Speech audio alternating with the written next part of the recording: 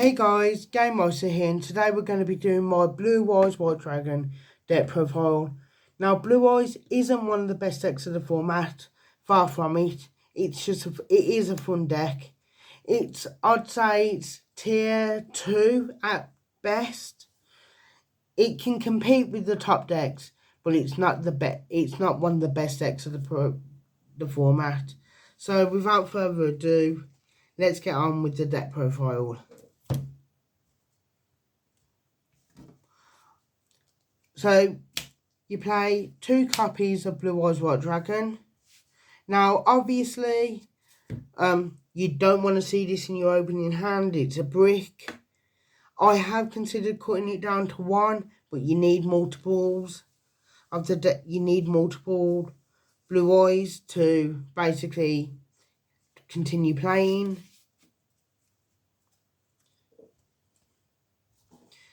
I then play 3 Sage with Eyes of Blue. Yes, it's the ultimate rare.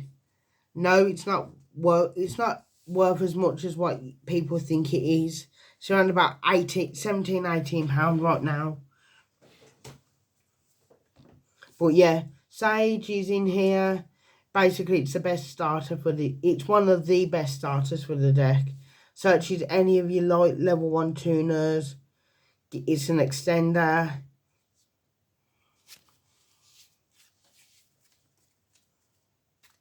It just does so much for the deck. I then play 3 Maiden of White. This card just basically says place True Light. It's very rare that you would use the secondary effect of Maiden, which is when it's targeted, you can tribute to summon a Blue Eyes from the graveyard or hand.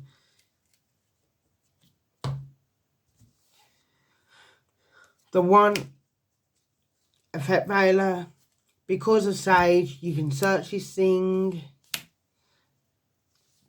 and basically it's another form of interruption for your opponent. You only need the 1 though because it's searchable. Onto the Blue Eyes spells and traps. You play 3 Wishes for Eyes of Blue. Now, this is going to be your opponent's main Ash target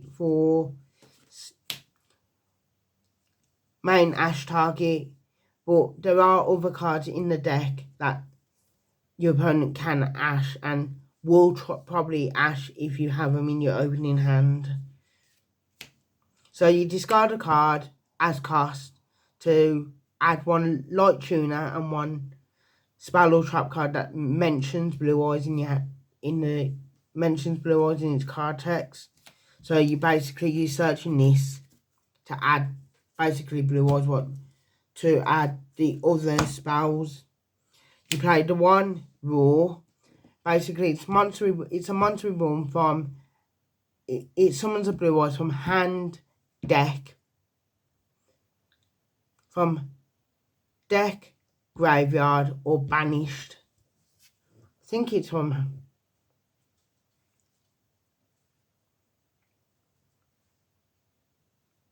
deck, graveyard, or banishment, not hand. You play the 1 Mausoleum of White.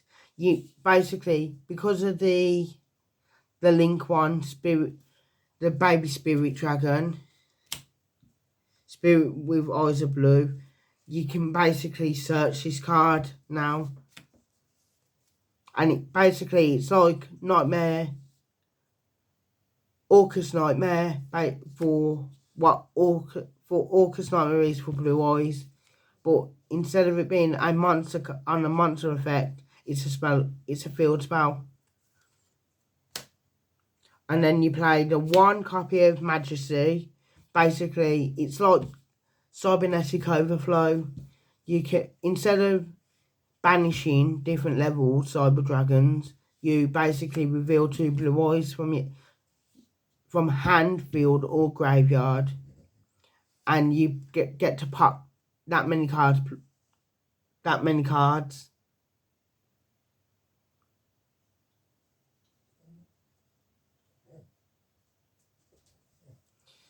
You destroy an equal number of cards. So you don't play, I don't play the new Cyberman monster. It forces you to play 3 Blue Eyes and you don't want to play 3. It's not that great. Then you play the One True Light. This card is a blessing and a curse at the same time. So the blessing is it helps get to your spells and traps. The curse is if they destroy it or send it to the graveyard, you're basically losing your entire board unless you negate your own. You negate the trap, the graveyard effect with spirit, but then you're losing an interruption in your opponent's turn. Well, you're losing an interruption. That's all the Blue Eyes effect, Blue Eyes cards. Onto the Primite. I play 3 copies of Primite Dragon Ether Beryl. So on normal or special, you set a spell or trap card that mentions that's got Primite in its card name. So the main target would be Lordy Load, which you play 3 of.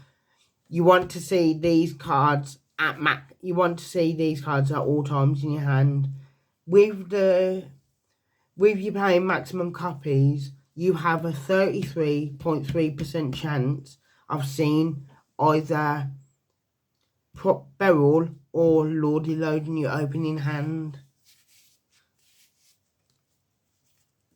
which is what you want to see these cards.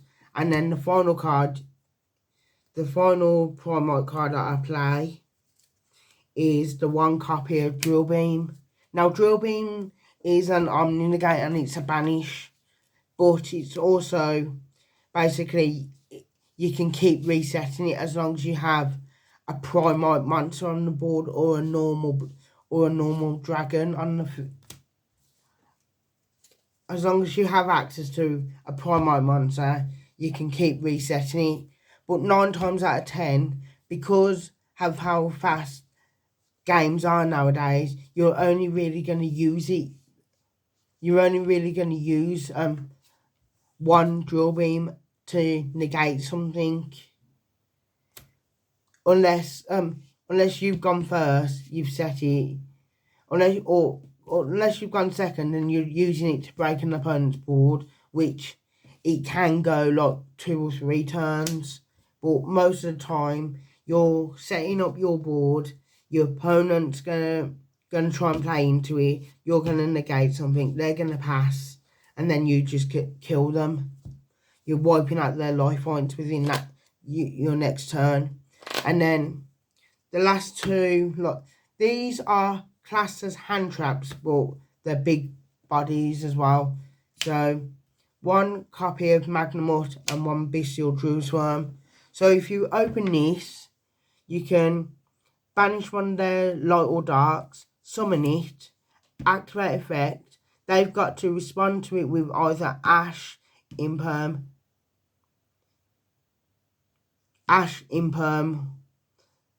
and that's really it. But if they've already got the board presence, they can't imperm, so it's the only card that they can activate is Ash against this. So, and it allows you to search for either the Druisworm, or it allows you to search Beryl. So it's it's a consistency card, but B, because it allows you to get to, but it's also an interruption because it can interrupt your opponent from playing the game. So same with Druisworm. If it's sent to the graveyard by any means necessary, so if you synchro, if it's destroyed by battle, if you link it off, you get to send a card from the field your opponent controls to the graveyard. More hand traps. I play 3 Perulia, and 3 Frualos. Your opponent either has to play into it and give you draws, or they don't play into it and it leaves them. It's kind of like the Maxi dilemma. You either give your opponent loads of draws to out your board, or you don't build a board, you leave a subpar board and your opponent kills you. Unless you've got the Ash or the Call by the Grave, or Cross Out Designator as well.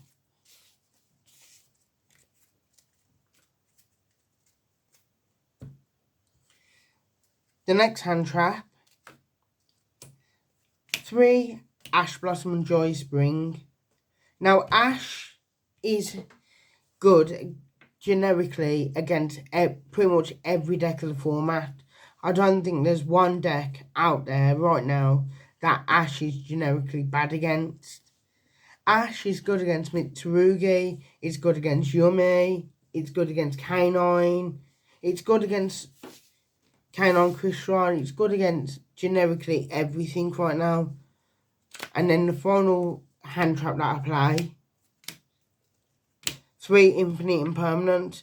Notice how I'm not main decking Dominus Purge, and that is because it conflicts with the Primite engine and also the Bestials. Yes, having a 4th, 5th and 6th copy of Ash is good, but at the same time, you don't really want to be using, at the same time, it's good, but it stops you from using certain cards from the hand. And then the final 3 cards is 1 Pot of Prosperity. Now, this is one of the cards that your opponent's going to want to Ash. Call by the Grave and Triple Tactics Talent. Talent going first, it either rips a card, it's going to rip a card out of your opponent's hand, so they've lost their starter, but also you can either use it to draw 2 cards, or going second, you can use it to break an opponent's board by taking one of their key monsters, and basically it helps that way. Again, 2 cards that should either be at 3 or banned. And part of Prosperity again should be at 3 or banned, in my opinion. Yes, it helps stun decks a lot, but it helps every other deck. So yes, it was being played a lot. 40 card main deck. Onto the extra deck. I play 1 Tyrant Dragon and 1 Neo. So Tyrant helps break boards by basically attacking everything in your opponent has. Neo is basically a negating graveyard, and you're going to equip this to a Blue Eyes to go into this, using its alternate summoning condition. You're never really going to be fusion summoning Tyrant Dragon. It's always going to be used as an equip card. Typhon helps out problematic monsters. Omni Negate. Spirit Crimson targets this to summon another Omni Negate going first. Your opponent can't really do much.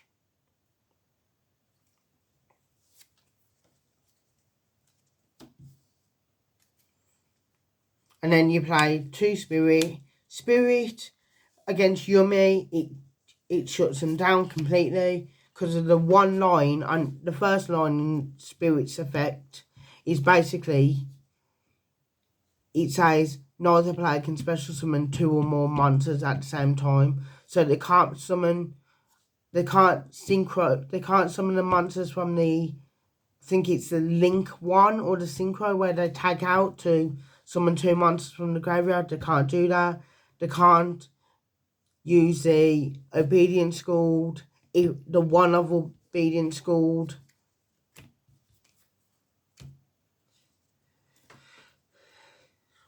Then you play the one copy of Ancient Fairy Life Dragon. So basically, it's a 3/3 defender that can attack and defense. So big damage. You're not summoning this card for its effect. You summon it for its summoning it because it's got 3,300 defense, and you're just gonna smack your opponent. Lightstorm Dragon. So basically, for as many normal monsters you've got in your graveyard, you can pop that many cards plus 1. So if you got 2, you can destroy up to 3. If you are playing 3 blue eyes, you can pop up to 4 cards.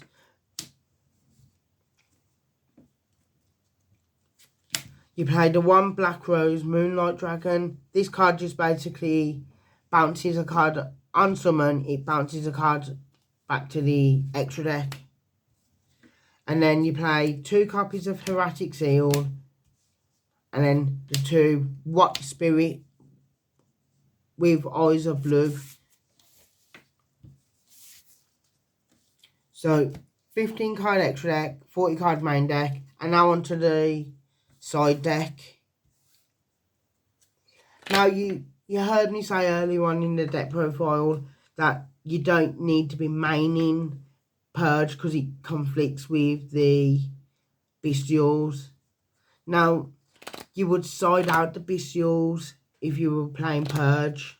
So if you wanted to, so 3 Droll. Droll's good. It's good in the side. It's not seen main deck play because it's not needed to be seen main deck play. 3 Nibiru. Nibs, don't side these in against Mitsurugi. It's a bad idea because they not only are they going to plus off of the being Nibiru'd, because the rituals search a card and then bring themselves back. So basically, not only have you given a fat token, but they can either force you to discard a card, which will allow them to tribute summon the card. So they can still use the Nibiru. So here's a interaction. So you can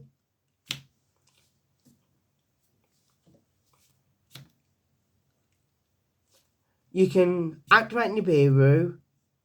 They can force you to negate it with the Murakumo. You can discard the Nibiru, and then you still tribute their stuff. They don't get a token, but they still get their monsters back if they haven't been tributed already that turn. And on to the next card, 3 Dimension Barrier. This card, a lot of Yu-Gi-Oh players are saying this card should have been banned. It's toxic. It's a turn skip. I think it's balanced. Yes, it does. If you know what your opponent's playing, you can just call that type. They can't use it. They pass. You kill them next turn. But that's what Yu-Gi-Oh's become at this moment in time. Yu-Gi-Oh is basically 1 or 2 turns. You set up. Opponent can't play through it. You kill them next turn. Game 2, they do the exact same thing with either the artifact lock, or they are summoning the Fossil Dino Pachycephalus, and you can't play. You can't tribute it for a Kaiju because it's classed as a special summon. So basically, you lose that game. And then play 3 Dominus Purge. Again, Purge is best in the side deck. I was lucky to get these when they were quite cheap. But if you're on a budget, the best thing I can think of you could play instead would be you could swap the Purges out for Ghost Bell, because Ghost Bell's decent this format as well. And then the final three of, well, it's a 2 of and a 1 of, 2 Lightning Storm and the 1 Harpies. Now, this would be the 3rd copy of Lightning Storm, but I was looking for my binder and I couldn't find my 3rd copy. I must have sold it. So, Harpies Feather Duster it is. It does the same thing. One destroys, but could destroy up either spells and traps or monsters. The other one, which is Harpies, can only destroy spells and traps. But again, it gets rid of problematic stuff. Shout out to my Twitch channel, GameMeister1991.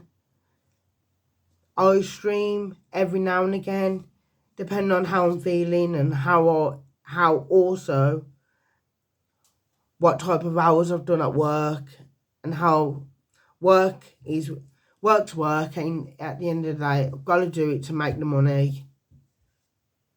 But also I'd like to shout out my local gaming shop, Game HQ. Game HQ has been my local gaming shop now for 20 years, and I'm going to be doing some live play I'm going to do some live games from their tournament on Sunday. So there will be some games, some matches recorded on going up on the channel as well. I'd also like to shout out Griffin Gaming. Griffin, while Game HQ has been sorting out where they're going to be doing their tournaments and everything, and their shop, Griffin stepped up the mark and started doing more Yu-Gi-Oh events, and also Geek Retreat in the Jewelry Quarter in Birmingham. I would like to give them a shout out as well, because they also stepped up. Even though a lot of the Yu-Gi-Oh community in Birmingham don't really play at Geek Retreat, it's still a good place to go to tournaments. It's fun atmosphere. There is a lot of players that go there, but because of where it is and the signal being, because it's underground, a lot of the Yu-Gi-Oh community don't really go there anymore, like the competitive players, unless there's a big event happening soon. Thanks for watching, guys, and I'll see you in the next one. Laters.